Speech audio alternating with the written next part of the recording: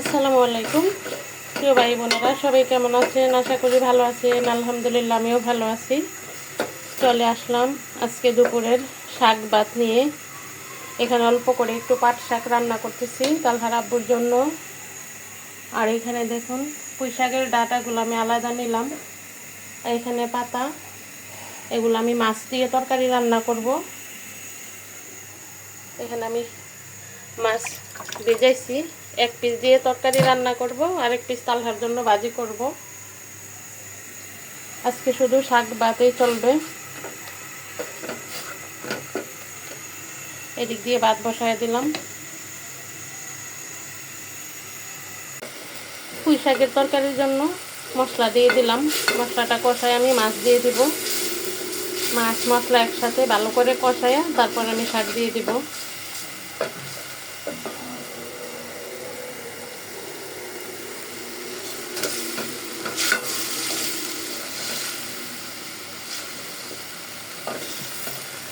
এক পিস মাছ দিয়ে পুঁই শাকের তরকারি রান্না হচ্ছে।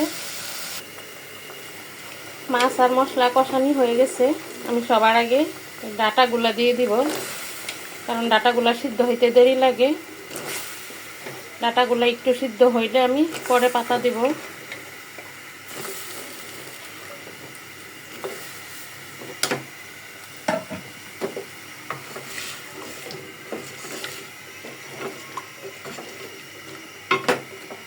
আজকেও কিন্তু অনেক রোদ উঠছে, দেখুন বাইরে কত রোদ দেখা যায়, অনেক গরম। চুলার কাছে আসছি, আর গোসল করতে হবে না, এমন গরম লাগতেছে। এদিক দিয়ে আমি তালহার মাছটা বেঁধে তারপর শাকগুলা বাগার দিয়ে ফেলি।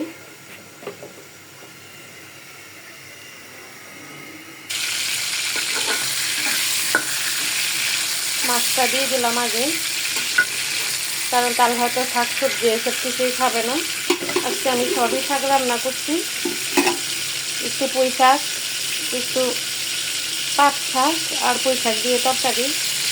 তাই তালহার জন্য পাঙ্গাস মাছের পিসটা ভাজি করলাম। পুঁই শাকের ডাঁটা একটু সিদ্ধ হওয়ার পর আমি পাতাও দিয়ে দিলাম।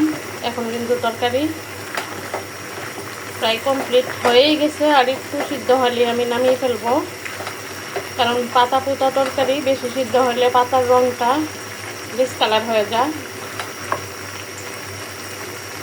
আর এদিকে আমি শাকটা তেলে দিয়ে দিই।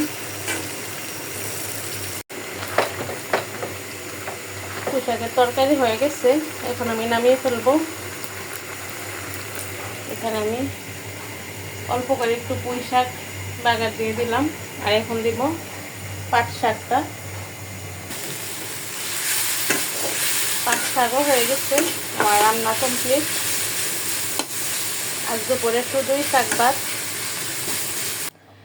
আমার শাক ভাত রান্না কমপ্লিট হয়ে গেছে। ভিডিওটা আর বড় করব না।